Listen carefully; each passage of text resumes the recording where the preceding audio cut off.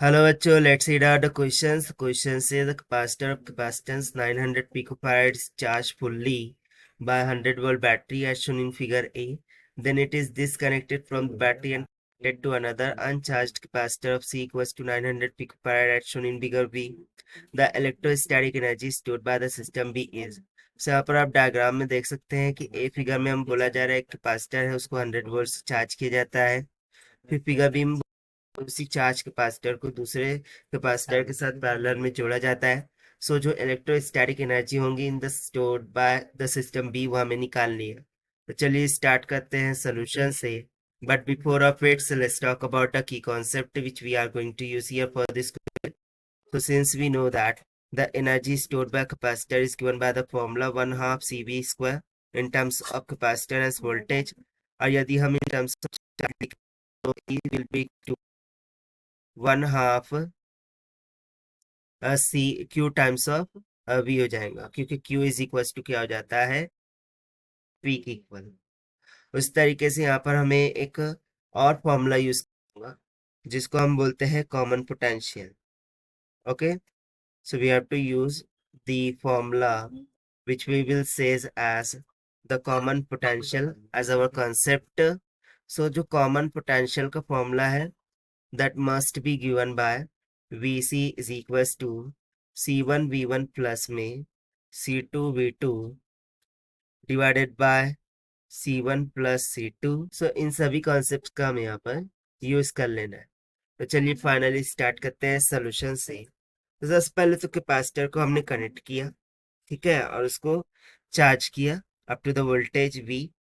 सो जो initially stored energy है through the capacitor that must be equals to 1/2 CV का square हो जाएगा। So this will be equals to 1/2 into में capacitance कितनी है 900 पिको यानी कि 10 to the power minus 12 multiply by potential है 100 का होल स्क्वायर। सो जो इनिशियल इलेक्ट्रोस्टैटिक एनर्जी है वो आ जाएगा 4.5 into 10 to the power minus 6 joules के equal.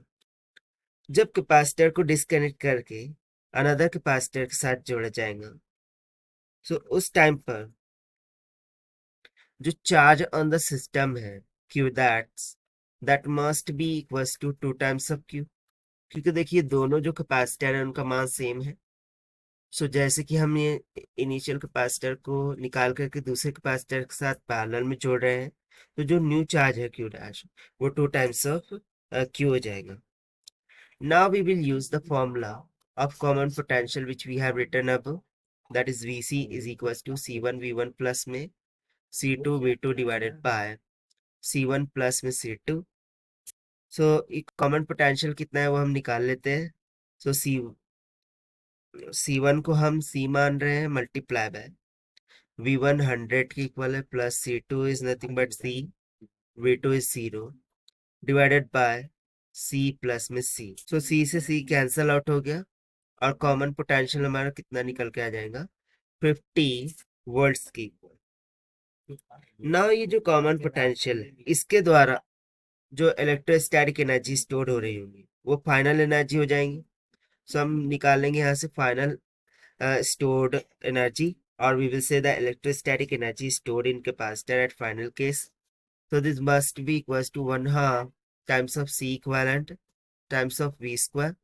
So this will be equals to 1/2 C equivalent क्या होगा, दोनों को पैरेलल में जोड़ा गया। सो पैरेलल में क्या हो जाता है C1 प्लस में C2 times of V square. So this will be equals to 1/2 into में सो C1 प्लस में C2 करेंगे। सो ये इक्वल्स टू हो जाएगा 900 into 10 to the power minus of 12 multiply bye 2 के इक्वल, क्योंकि C1 और C2 दोनों इक्वल है सो इसीलिए 2 टाइम्स हो जाएगा मल्टीप्लाई बाय 50 का होल स्क्वायर।